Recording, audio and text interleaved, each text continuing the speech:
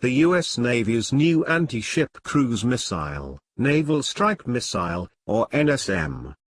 The U.S. Navy has awarded Norwegian defense contractor Kongsberg to offer the Naval Strike Missile, or NSM.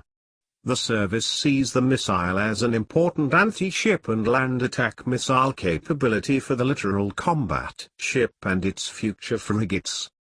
The Pentagon included the fixed-price deal, valued at more than $14.8 million, in its daily contracting announcement notice for May 31, 2018.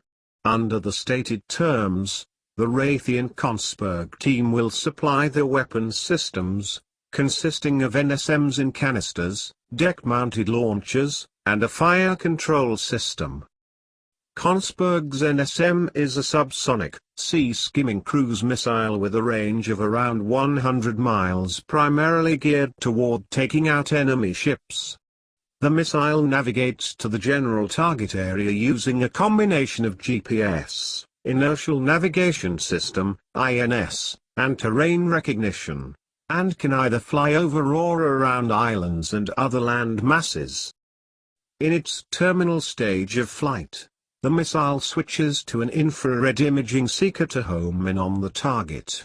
Using a built-in database of representative ship types, the missile can automatically discriminate between the intended target and other objects, which gives it a high degree of accuracy. The NSM also makes random movements in its terminal stage of flight to help avoid enemy close-in defense systems and has low observable or stealthy characteristics to make it more difficult for adversaries to spot in advance.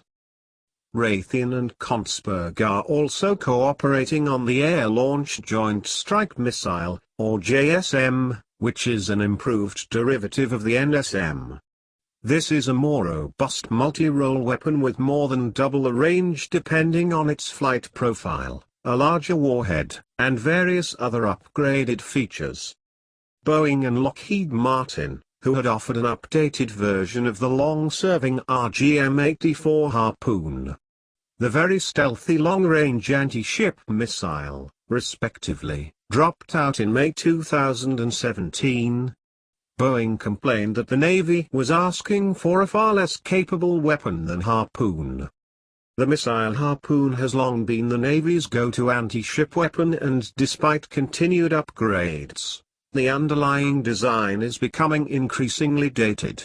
It is possible that the NSM might eventually serve as a partial replacement with the anti-ship variant of the Tomahawk.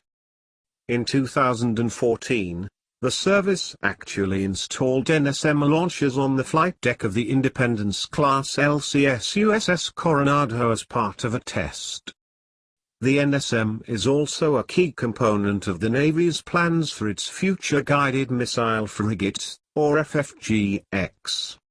The service wants to pick one of 5 proposed ship designs by 2020 and see the first one delivered 3 years after that.